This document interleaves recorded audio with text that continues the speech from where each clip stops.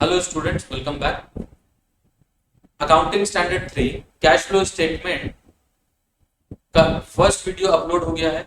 अगर आपने नहीं देखा है तो लिंक है डिस्क्रिप्शन में, आप फर्स्ट वीडियो पहले देख लीजिएगा।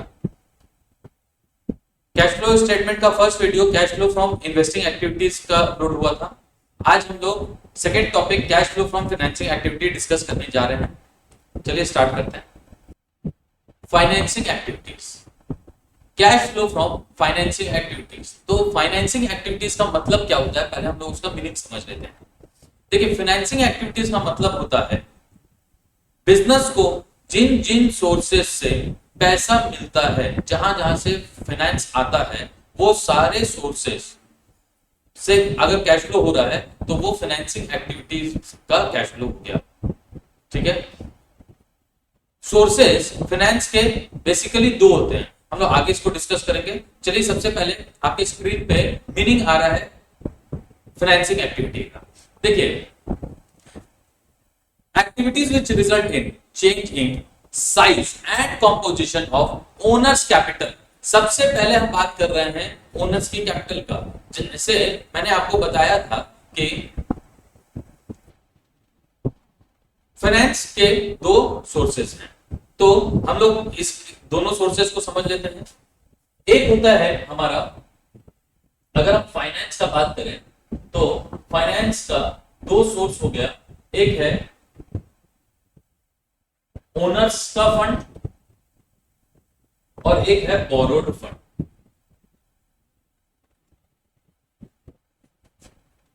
तो इसको हम कहते हैं कैपिटल, और कंपनी केस में यही हो जाता है इक्विटी। और ये जो है ये आपकी बोरोइंग्स कहलाती है, जिसे हम non current liabilities and current liabilities.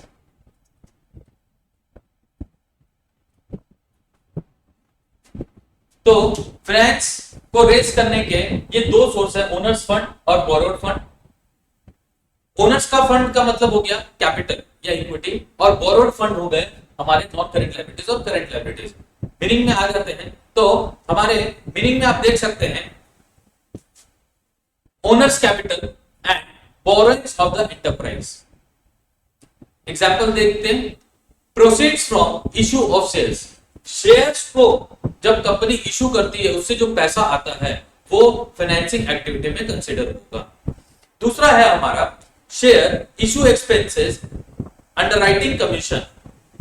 अब इसमें हमें एक बात नोट कर लेनी है, any expense related with financing activity is also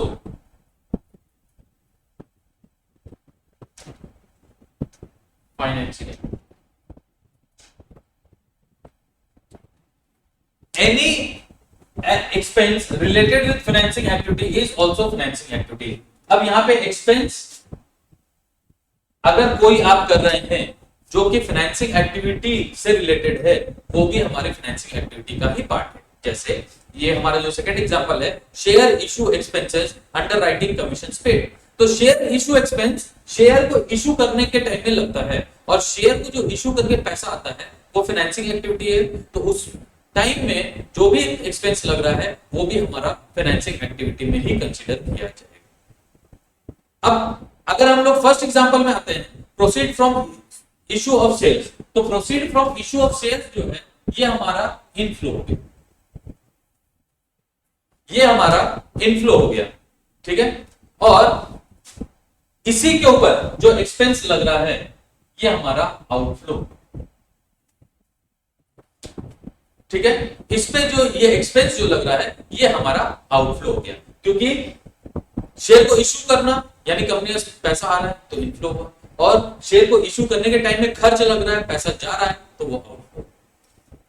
next example है payment of dividends both on equity and preference. तो इक्विटी शेयर पे आप जो रिटर्न में देते हैं उसको डिविडेंड बोलते हैं, और ये इक्विटी शेयर से रिलेटेड खर्चा है तो ये भी आपका आउटफ्लो। आई होप आपको मीनिंग समझ में आ गया होगा। ओके, तो अब हम लोग बैलेंस शीट में मूव करेंगे और देखेंगे कि बैलेंस शीट के से हम समझेंगे फाइनेंसिंग एक्टिविटी को, जो कि हमारे सम्स को सॉल्व करने में बहुत इजी है।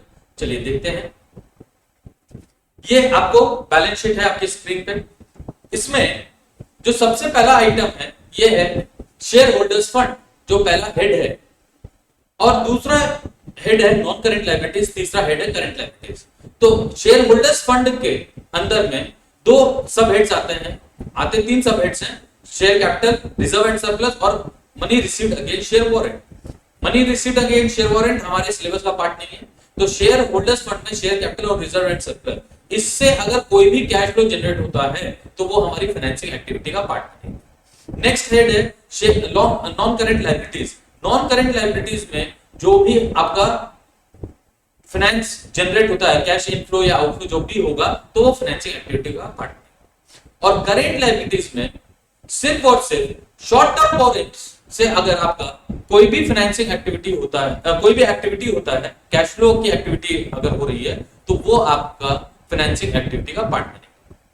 एकदम सिंपल है इसको समझना कि अगर पैसा आ रहा है तो इनफ्लो है और पैसा जा रहा है तो आउटफ्लो है। इससे रिलेटेड हमारा फर्स्ट वीडियो में कैश का इनफ्लो और आउटफ्लो के ऊपर हमारा डिस्कशन हो चुका है, तो इसको हम वापस रिपीट नहीं कर रहे हैं फाइनेंसिंग एक्टिविटी में। ये हमारे बैलेंस शीट से रिलेटेड आइटम्स हैं, जिसमें अगर कुछ भी चेंज आएगा तो आप उसको फाइनेंसिंग एक्टिविटी में कंसीडर कर सकते हैं। चलिए अब नेक्स्ट आते हैं।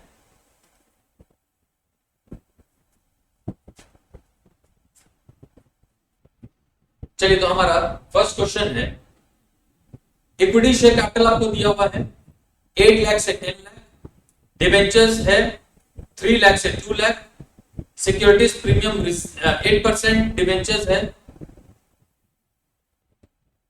8% डिबेंचर्स 31 मार्च 2021 को नील था और 31 मार्च 2022 को 4 लाख का है। यानी हमारे पास ओपनिंग और क्लोजिंग डिबेंचर्स शेयर्स ये दिए गए। फिर सिक्योरिटीज प्रीमियम रिजर्व ओपनिंग 80,000 है, क्लोजिंग 1 लाख का है। बैंक लोन ओपनिंग 2,80,000 है, क्लोजिंग नील है। बैंक ओवरड्राफ्ट ओपनिंग 1,20,000 है, क्लोजिंग 2 लाख का है। फिर इससे रिलेटेड एडिशनल इंफॉर्मेशन कुछ दिए गए हैं। तो सबसे पहले हम लोग एडिशनल इंफॉर्मेशन को देख लेंगे और उसके बाद हम लोग cash flow from financing activity बनाएंगे। देखिए पहला एडजस्टमेंट दिया हुआ है, interest paid on debentures 20,000, debentures were redeemed on 1 April 2021 at par. तो इससे रिलेटेड आप पहले कुछ नोट लिख लीजिए, उसके बाद हम लोग इस सब को सॉल्व करेंगे। कुछ नोट हम लोग लिख लेते हैं। Note number 1, interest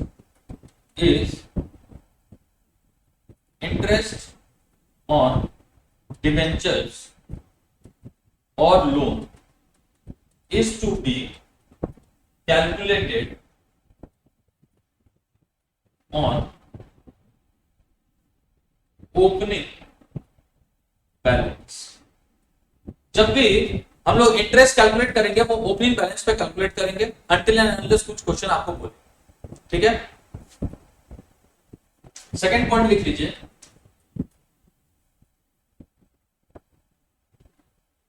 even if question is silent, interest is to be paid। अब मान लीजिए किसी क्वेश्चन में हमारा इंटरेस्ट से रिलेटेड कोई बात नहीं लिखा हुआ है, तो आपको उस इंटरेस्ट का पेमेंट करना है। क्वेश्चन बोले या नहीं बोले, आपको इंटरेस्ट कैलकुलेट करके पेमेंट कर देना है। क्लियर? चलिए अब देखते हैं, एक और पॉइंट लिख लीजिए, if equity dividend, if equity dividend नहीं, पहले लिखिए if equity and preference shares both are given and equity dividend is paid, then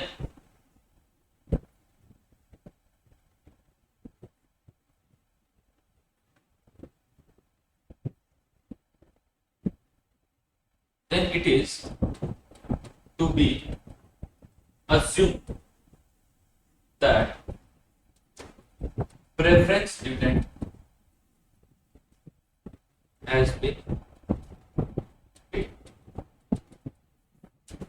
ठीक है, अगर मान लीजिए आपके क्वेश्चन में ये दिया हुआ है कि इक्विटी और प्रेफरेंस शेयर्स दोनों हैं, अगर ऐसा क्वेश्चन में मेंशन है कि इक्विटी और प्रेफरेंस शेयर्स दोनों हैं, तो उस केस में और इक्विटी का डिविडेंड दे दिया गया है, तो उस केस में आप खुद से प्रेफरेंस का डिविडेंड कैलकुलेट करके पे कर दीजिएगा, क्योंकि पहले प्रेफरेंस का डिविडेंड दिया जाता है, उसके बाद इक्विटी का डिविडेंड दिया जाता है। तो अगर इक्विटी का डिविडेंड क्वेश्चन बोल दिया कि इक्विटी का डिविडेंड पे गए हैं, प्रेफरेंस का डिविडेंड के लिए कुछ नहीं बोला, तो इक्विटी का डिविडेंड प्रेफरेंस का डिविडेंड कैलकुलेट करेंगे और उसका पेमेंट कर देंगे। आई होप इट इज क्लियर। चलिए आप इसको नोट डाउन कर लीजिए। तो हमारा पहला एडजस्टमेंट है इंटरेस्ट पेड ऑन डिबेंचर्स।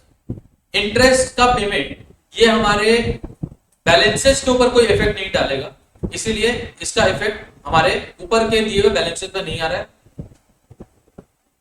इसको भी कंसीडर करेंगे। पर पहले हम देख रहे हैं वैसे एडजस्टमेंट जिससे हमारे बैलेंसेस पे इफेक्ट आ रहा है उन एडजस्टमेंट की वजह से।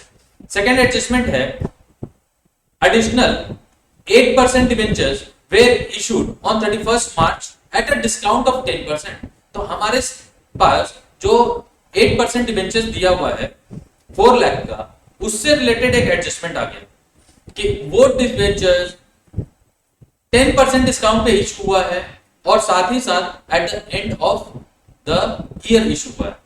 तो इन दो एडजस्टमेंट का क्या ट्रीटमेंट करेंगे ये हम लोग देख लेंगे। थर्ड पॉइंट है डिविडेंड पेड 1 लाख रुपीस। तो डिविडेंड जो पेमेंट हुआ है ये हमारे बैलेंसेस पे इफेक्ट नहीं डालेगा। नेक्स्ट है interest paid on bank overdraft 1000। इससे भी ओपनिंग और क्लोजिंग बैलेंस पे इफेक्ट नहीं आएगा। तो चलिए पहले हम लोग बैलेंसेस जो चेंज हुए हैं उनका चेंज देख लेते हैं, उसको रिकॉर्ड कर लेते हैं, उसके बाद इन एडजस्टमेंट्स पे आएंगे।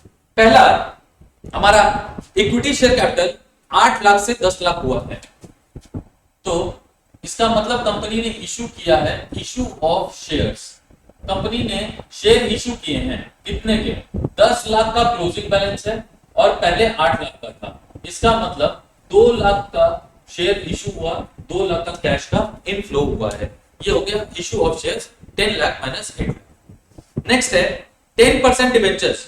ओपनिंग डिबेंचर्स 3 लाख के हैं 10% और क्लोजिंग डिबेंचर्स 2 लाख के हैं, यानी 1 लाख से हमारी लायबिलिटी घट गई। तो इसका मतलब हुआ रिडम्पशन हुआ होगा डिबेंचर्स का, रिडम्पशन ऑफ 10% डिबेंचर्स। हमने डिबेंचर्स रिडीम कर दिए कितने के, तो हमारे पास 3 लाख के डिबेंचर्स थे और आज हमारे पास 2 लाख के डिबेंचर्स बचे हैं, यानी 1 लाख के डिबेंचर्स रिडीम हो गए। ये हम कैश का आउटफ्लो दिखा दिया, आउटफ्लो हमारा नेगेटिव में दिखेगा, ब्रैकेट में डाल देंगे। फिर नेक्स्ट है 8% डिबेंचर्स। ओपनिंग में कुछ नहीं, 4 लाख का क्लोजिंग बैलेंस दिखा रहा है, तो इसका मतलब हमने इशू किया है इशू ऑफ 8% डिबेंचर्स। अब देखिए इससे रिलेटेड हमारे पास हमारा एडजस्टमेंट नंबर सेकंड है। जितना भी आपने डिबेंचर इशू किया है उसको आपने 10% डिस्काउंट पे इशू किया है।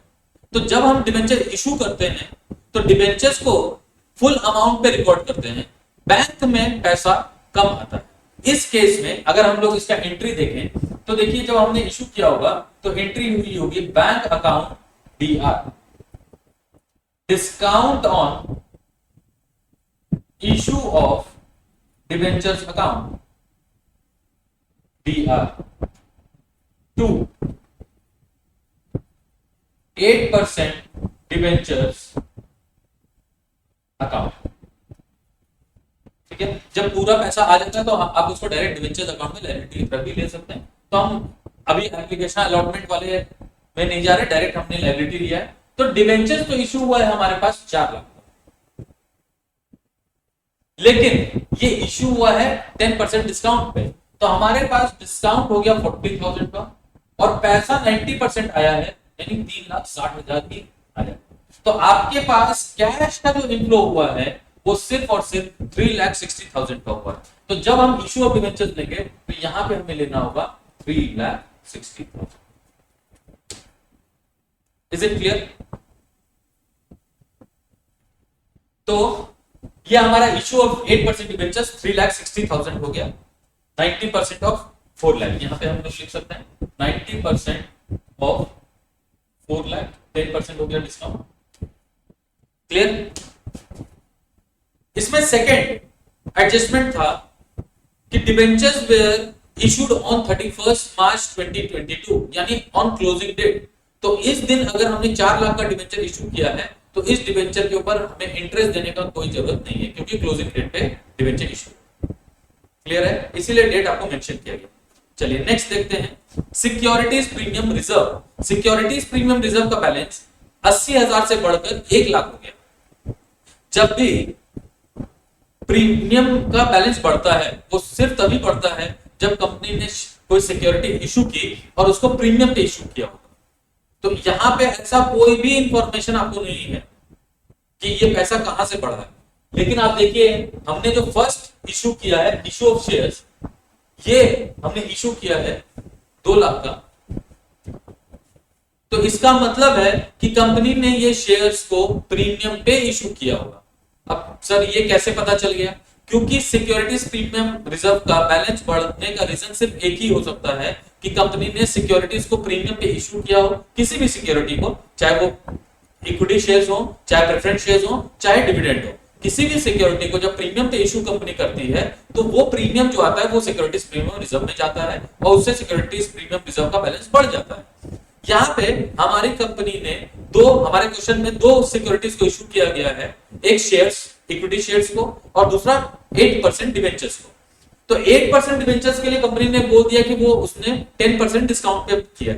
तो बचा हमारे पास इक्विटी शेयर्स। इसका मतलब है कि इक्विटी शेयर्स को सिक्योरिटीज प्रीमियम पे किया गया है इशू। तो यहां पे हम करेंगे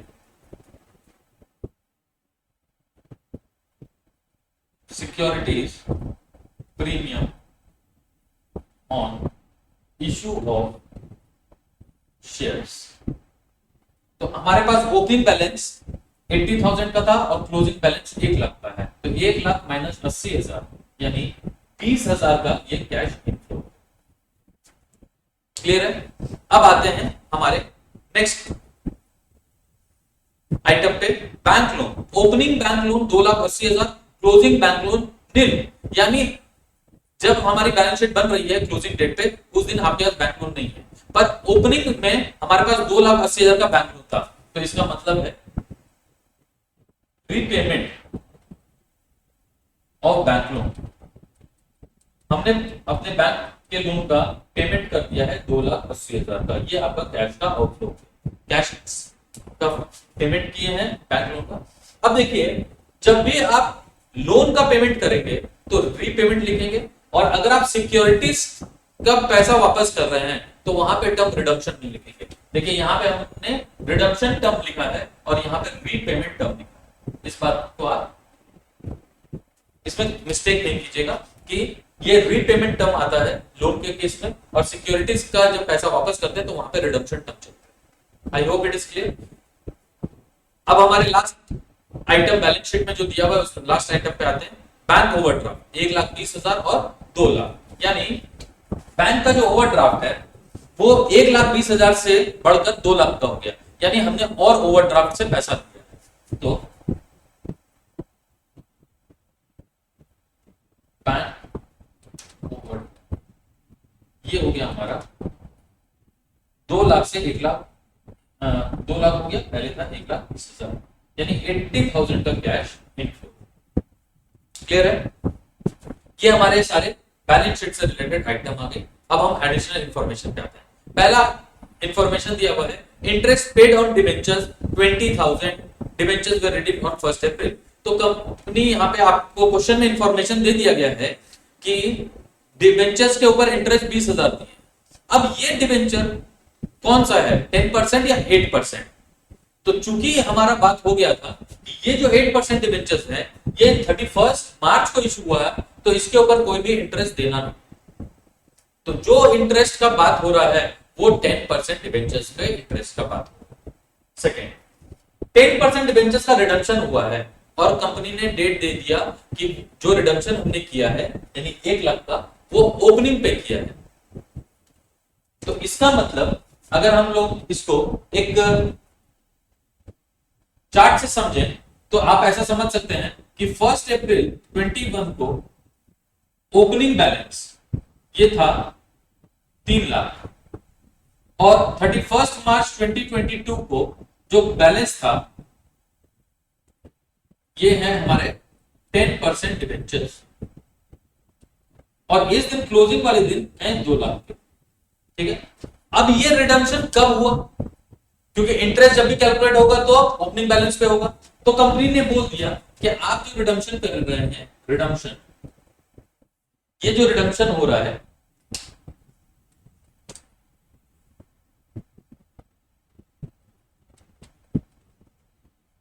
ये हमारा रिडम्पशन जो 1 लाख का हुआ है ये 1 अप्रैल को ही हो गया, इसी डेट पे हो गया। क्वेश्चन में वही मेंशन किया गया है कि रिडम्पशन जो हुआ है वो ओपनिंग पे हो गया।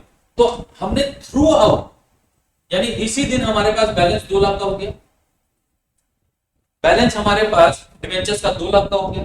तो इसी के ऊपर कंपनी ने इंटरेस्ट कैलकुलेट किया है और वो दिया हुआ आपको क्वेश्चन में 20,000। क्लियर?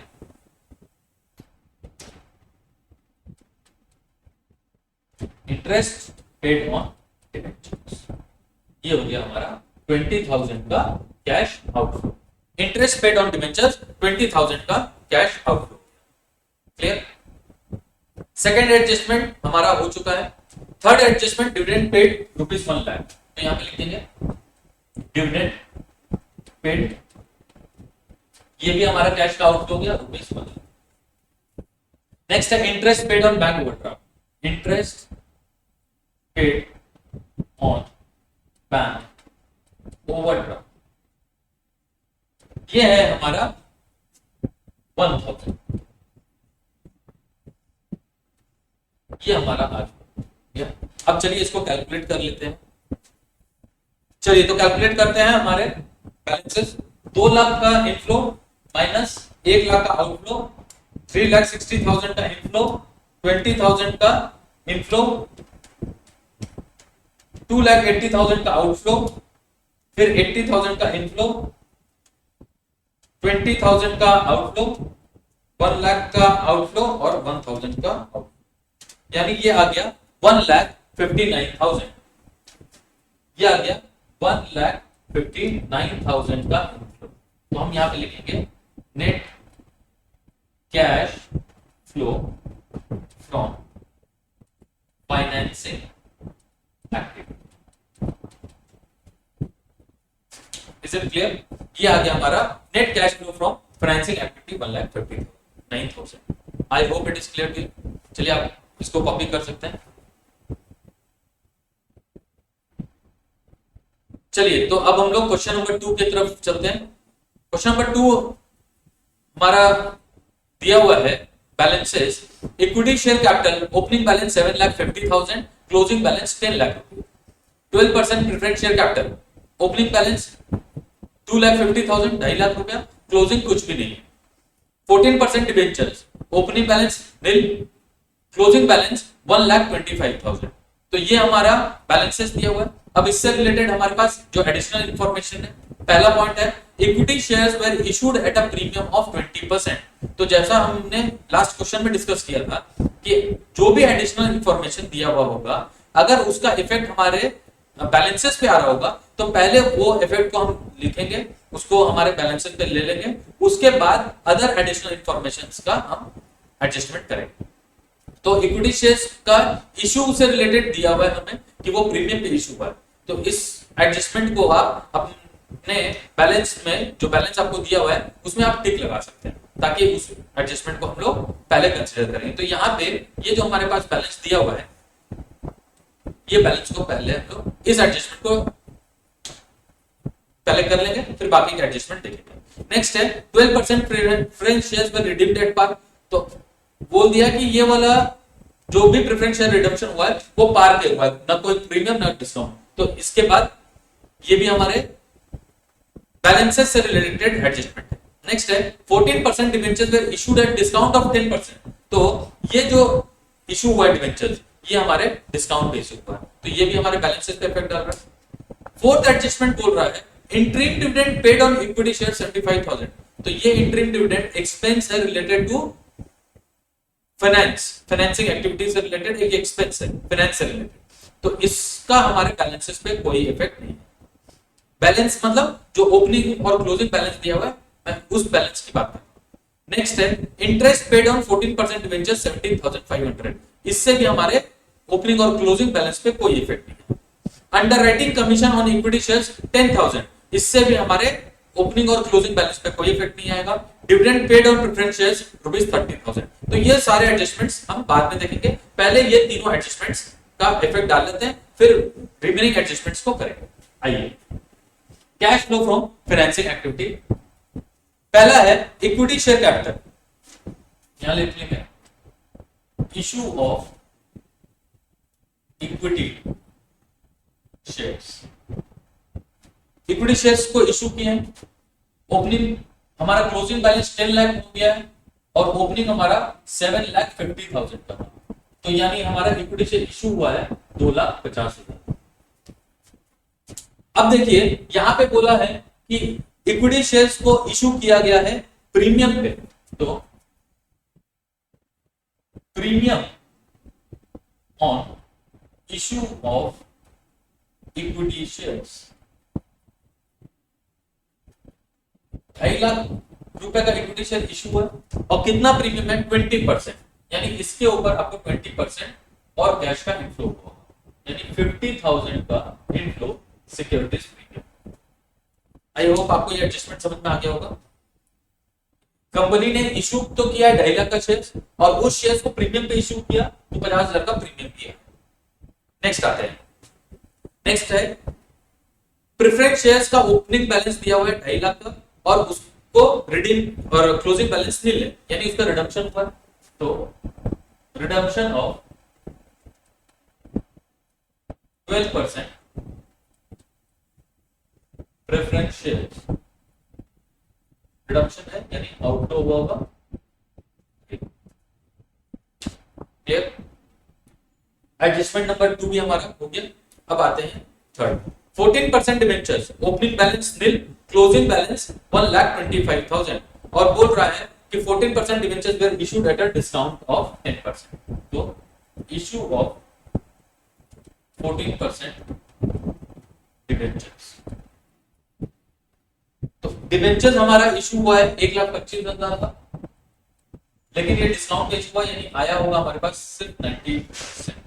ठीक है, तो यानी हमारे पास 1,12,500 रुपया ही आया है। 12,500 का हमने डिस्काउंट दिया वो है और कैश का इनफ्लो सिर्फ 1,12,500 का। यहां तक क्लियर है?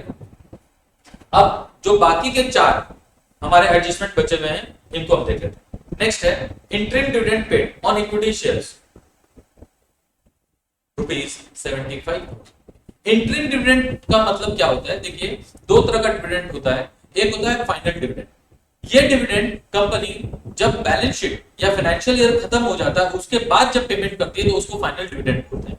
इंटरिम डिविडेंड का मतलब होता है dividend paid during the year. अगर कंपनी जिस साल फाइनेंशियल ईयर चल रहा है उसी साल की प्रॉफिट से पैसा निकाल के अपने शेयर होल्डर्स को डिविडेंड पे करती है ड्यूरिंग द ईयर, तो उसको बोलते हैं इंटरिम डिविडेंड। और जब कंपनी का बैलेंस शीट फाइनल बन जाता है उसके बाद नेक्स्ट ईयर में अगर वो पिछले साल का डिविडेंड पे करती है पिछले साल की प्रॉफिट के ऊपर, तो वो कहलाता है फाइनल डिविडेंड।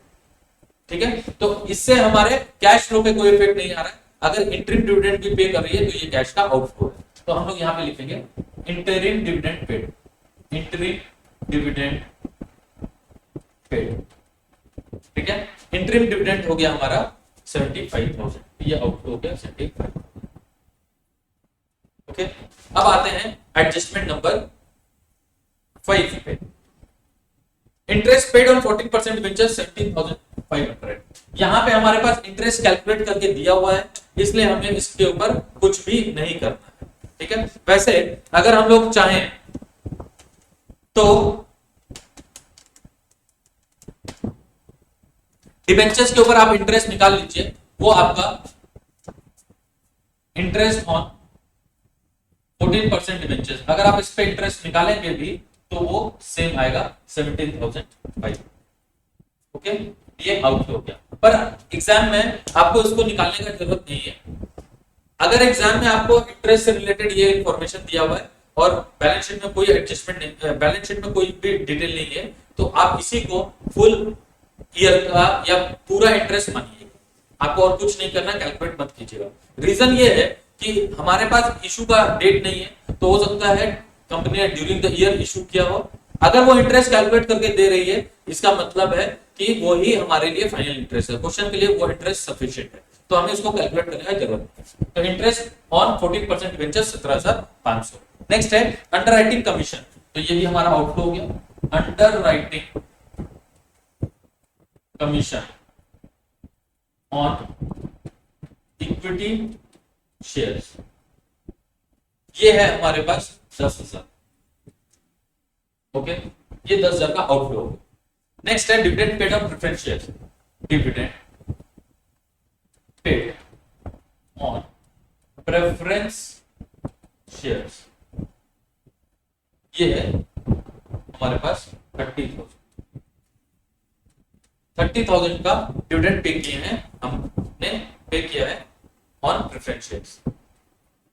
ठीक है, अगर हमारे पास ये वाला जो लास्ट एडजस्टमेंट है अगर ये दिया नहीं रहता, तब हमको 2,50,000 जो प्रेफरेंस शेयर्स है उसके ऊपर हमें प्रेफरेंस डिविडेंड कैलकुलेट करके वो पेमेंट दिखाना।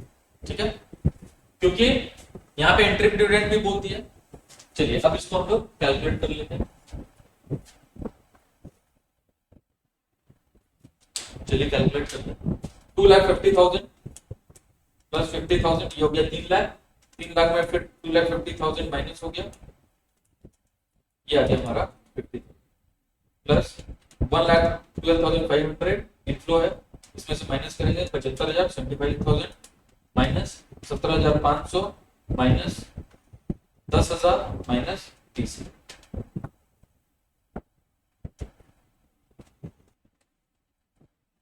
Net cash flow from financing activity, ये हो गया हमारे पास 30,000। क्लियर? अब देखिए इससे रिलेटेड एक चीज और बता देता हूं।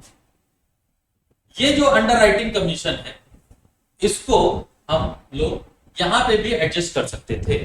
ठीक है, ये जो हमारे पास बैलेंस आया 2.5 लाख रुपया, ये 2.5 लाख में भी ये जो हमारे पास 10,000 है इसको यहां पे भी आप एडजस्ट करके 2,40,000 कर सकते हैं, या फिर इस तरह भी कर सकते हैं। बोथ आर करेक्ट, ये दोनों एडजस्टमेंट सही है, ये दोनों प्रेजेंटेशन आपका सही है।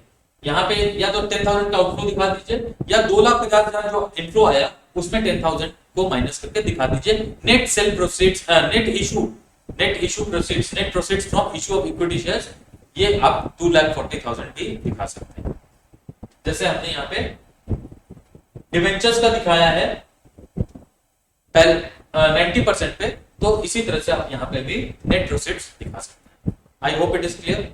चलिए आप इसको कॉपी कर सकते हैं। चलिए तो अब हम लोग नेक्स्ट क्वेश्चन नंबर 3 पे हैं।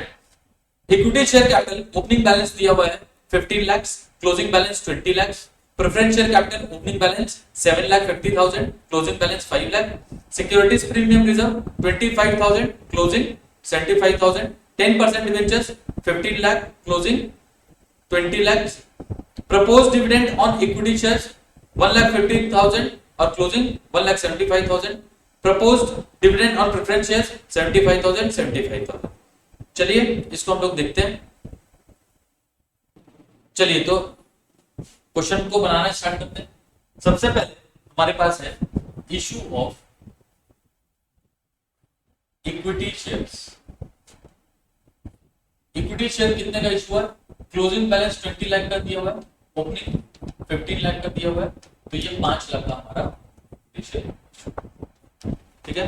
नेक्स्ट है प्रेफरेंस शेयर कैपिटल, तो घट गया है तो यानी रिडम्पशन ऑफ प्रेफरेंस शेयर्स।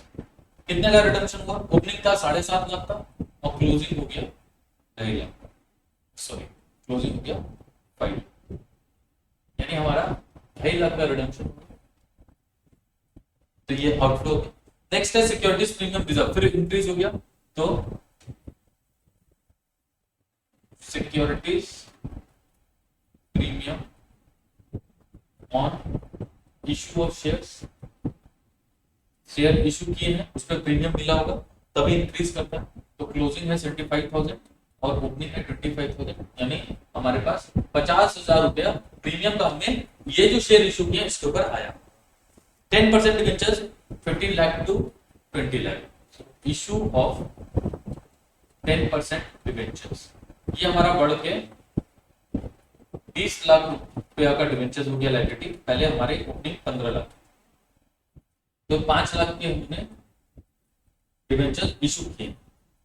उसके बाद प्रपोज डिविडेंड, देखिए इक्विटी शेयर्स का प्रपोज डिविडेंड से रिलेटेड हमें कैश फ्लो में क्या एडजस्टमेंट करना है, जो करेंट ईयर का प्रपोज डिविडेंड होता है ये हम इसका कोई ट्रीटमेंट नहीं करते हैं, ठीक है, इसको हम नेक्स्ट ईयर में ट्रीट करते हैं। और प्रीवियस ईयर का जो प्रपोज डिविडेंड होता है यानी ओपनिंग बैलेंस प्रपोज डिविडेंड का ऑन इक्विटी शेयर, वो करंट ईयर का कैश आउटफ्लो होता है, उसको हम करंट ईयर में उसको क्या पेमेंट करते हैं। तो यहां पे हम करेंगे proposed dividend on equity shares, इसमें आउटफ्लो हम मानेंगे ओपनिंग वाला यानी प्रीवियस ईयर का, ये हो जाएगा 1,50,000, ये हमारा आउटफ्लो होगा। और करंट ईयर के प्रपोज डिविडेंड का कहीं भी कोई ट्रीटमेंट नहीं होता है। Next propose dividend on preference shares, propose dividend preference shares, ये हमारा 75,000 का, ठीक है।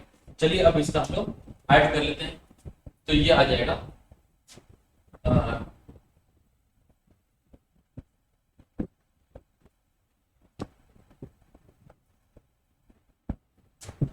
चलिए यहां पे हमारा डिबेंचर्स का इंटरेस्ट छूट गया था, चलिए देख लेते हैं इसको। इंटरेस्ट ऑन 10% डिबेंचर्स, 10% ऑफ हमारा ओपनिंग बैलेंस है 1,50,000,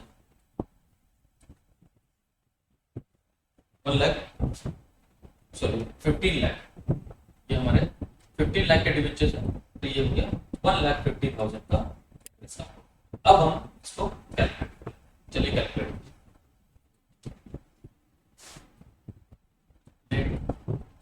cash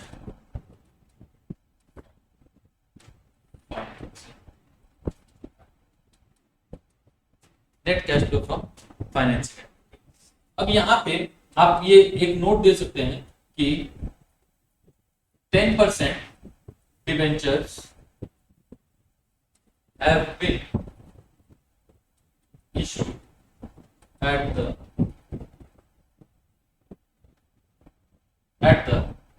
end of the year, ठीक है। इसीलिए हमने इंटरेस्ट जो कैलकुलेट किया वो ओपनिंग बैलेंस पे किया है। Is it clear? चलिए आप इसको कॉपी कर सकते हैं। ओके स्टूडेंट्स, तो हम लोग क्वेश्चन नंबर 4 पे आते हैं। इक्विटी शेयर कैपिटल का ओपनिंग बैलेंस दिया हुआ है 8 lakh, closing balance 12 lakh, 10% preference share capital का balance 6 lakh, opening closing 4 lakh. Securities premium reserve का बैलेंस दिया हुआ है 70,000, 11% डिबेंचर्स का ओपनिंग बैलेंस दिया हुआ है 8 लाख और क्लोजिंग बैलेंस दिया हुआ है 10 लाख। अब इसके ऊपर एडजस्टमेंट दिए हुए, एक एक एडजस्टमेंट देख लेते हैं। Equity share issued at a premium of 20%, तो ये जो एडजस्टमेंट है हमारा पहला एडजस्टमेंट, ये हमारे बैलेंस पे इफेक्ट डालेगा। Underwriting commission on issue of equity shares 10,000, ये हमारे बैलेंस पे तो इफेक्ट नहीं डालेगा, लेकिन इसको हम लोग बैलेंस में कंसीडर कर सकते हैं। बोला है कि रिजर्व से एडजस्ट हुआ है। Preference share way redeemed on 31 मार्च। चलिए ये भी एडजस्टमेंट हमारे बैलेंस से रिलेटेड है। एडिशनल डिबेंचर्स ये भी बैलेंस से रिलेटेड है। And company paid interim dividend at the rate 9% on equity share capital, company did not propose final dividend. तो ये लास्ट एडजस्टमेंट जो हमारा आ रहा है ये बैलेंस से रिलेटेड नहीं। तो पहले ये चार एडजस्टमेंट देख लेते हैं। इक्विटी शेयर कैपिटल 8 लाख से 12 लाख हो गया। चलिए एक एक करके देखते हैं। और इसको इशू किया गया प्रीमियम पे, तो इशू ऑफ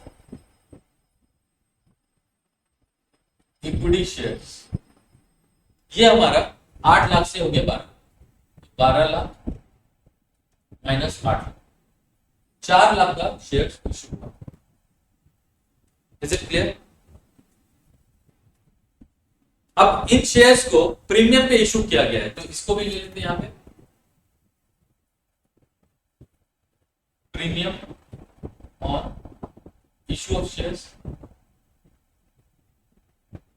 ठीक है, 20% है तो 4 लाख का 20%, ये हो गया 80,000 का। नेक्स्ट है 10% प्रेफरेंस शेयर कैपिटल। इसको नेक्स्ट एडजस्टमेंट था under writing commission on issue of equity shares 10,000। तो यहां पे हम डाल सकते हैं under writing commission on shares 10,000, ये हमारा आउटपुट। तो हमारे दो एडजस्टमेंट हो चुके हैं यहां पे। Next, preference shares were redeemed on 31 मार्च। अच्छा, थर्ड एडजस्टमेंट में जाने से पहले सेकंड एडजस्टमेंट को क्लियर कर देते हैं। ये जो अंडर राइटिंग कमीशन 10,000 का दिया हुआ है, उसके बाद बोला गया कि under writing commission the company made under writing commission from securities premium reserve. इसका मतलब ये है कि देखिए हमारे पास प्रीमियम आया 80,000 का, इनफ्लो है प्रीमियम का 80,000 का, 10,000 का कमीशन पे किए हैं, वो हम जो पेमेंट किए हैं वो प्रीमियम से पेमेंट किए हैं, तो इसीलिए प्रीमियम का बैलेंस 70,000 हमारे बैलेंस शीट में दिखा रहा है क्लोजिंग बैलेंस। और इससे कोई इंपैक्ट नहीं आना है, आपका कैश फ्लो पे कोई इंपैक्ट नहीं आना है। कैश फ्लो यही एडजस्टमेंट होगा, 80,000 का कैश इनफ्लो और अंडर राइटिंग कमीशन 10,000 का आउटफ्लो आप दिखा सकते हैं। हाँ, यहां पे अब हम लोग इसके साथ इसको एडजस्ट नहीं कर सकते हैं जो हमने प्रीवियस क्वेश्चन में किया था, क्योंकि यहाँ पे क्वेश्चन बोल दिया है कि आपने इसको प्रीमियम के से एडजस्ट किया, इसलिए ये वाला एडजस्टमेंट अगर आप यहां करते हैं तो आपका गलत है, क्योंकि यहाँ क्वेश्चन बोल दिया है कि प्रीमियम से कमीशन अंडर राइटिंग कमीशन को एडजस्ट किया गया। Is it clear? चलिए अब नेक्स्ट आते हैं। Securities 10% preference share capital 6 lakh से 4 लाख हो गया, और इसी से रिलेटेड दिया हुआ है, तो पहले ये कर देते हैं। Redemption of 10% preference shares, redemption किया है हमने, 6 लाख ओपनिंग बैलेंस है, इसको रिडीम कर दिया और क्लोजिंग बैलेंस 4 लाख आ गया, तो 2 लाख का रिडक्शन। एडजस्टमेंट नंबर 3 पे आते हैं। Preference shares were redeemed on 31 March at par along with dividend. दो बात है इसमें, पहला तो आपने जो प्रेफरेंस शेयर को रिडीम किया, 2 लाख के प्रेफरेंस शेयर को रिडीम किया, ये पार पे किया, ठीक है, यानी 2 लाख के बदले 2 लाख किया, एडजस्टमेंट हो गया। सेकंड, 31 मार्च को किए हैं, यानी at the end of the year, और डिविडेंड के साथ किए, तो यानी हमारे पास जो ओपनिंग बैलेंस है 6 लाख, वो पूरा इस साल रह गया है, तो हमें डिविडेंड जो देना है प्रेफरेंस शेयर का वो 6 लाख पे देना है, तो यहां पे दे देते हैं प्रेफरेंस डिविडेंड पे, ये है 6 लाख के ऊपर 10%, यानी 60,000, ये हमारा प्रेफरेंस डिविडेंड हो गया, ठीक है। नेक्स्ट एडजस्टमेंट है additional debentures were issued on 1 April. तो हमारे पास ओपनिंग डिबेंचर्स हैं 4 लाख के, और 8 लाख के, और क्लोजिंग डिबेंचर्स हैं 10 लाख के। तो इशू ऑफ डिबेंचर्स पहले ले लेते हैं। इशू ऑफ डिबेंचर्स, कितने डिबेंचर इशू हुए? 10 लाख माइनस 8 लाख, यानी 2 लाख के डिबेंचर इशू हुए, और interest paid on 10% interest spent on, ये हमारा 11% है, 11% डिवेंचर्स। ये जो हम कैलकुलेट करेंगे 11%, ये हमारे पास ये जो एडजस्टमेंट है हमारा, fourth number adjustment, additional debenture issued on 1 April 2021, यानी हमारा ये डिवेंचर जो 10 लाख का है, ये एट द स्टार्टिंग में इशू हो गया, तो 11% इंटरेस्ट ये 10 लाख के ऊपर हम देंगे, तो आउट हो जाएगा 1 लाख। ओके, अब लास्ट एडजस्टमेंट है, company paid interim dividend 9% on equity share capital, company did not make propose final dividend, तो फाइनल डिविडेंड प्रपोज नहीं हुआ। अगर हो भी जाएगा तो उससे कैश फ्लो पे कोई इफेक्ट नहीं आएगा, करंट ईयर के प्रपोज डिविडेंड का कैश फ्लो पे कोई इफेक्ट नहीं आता है इस ईयर, लेकिन कंपनी ने इंटरिम डिविडेंड इक्विटी शेयर पे 9% के हिसाब से दिया है। चलिए देखते हैं, इक्विटी डिविडेंड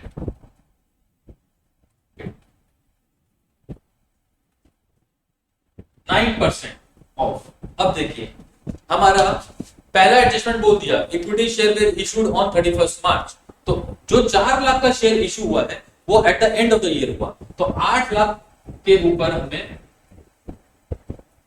9% का डिविडेंड देना है, ये हो गया 72,000। चलिए कैलकुलेट कर लीजिए कितना आता है, net cash flow from financing.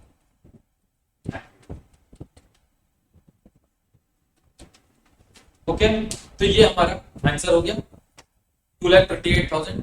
आप इसको कॉपी कर सकते हैं। सो ये आज हमारी फाइनेंसिंग एक्टिविटी कंप्लीट हो गई है।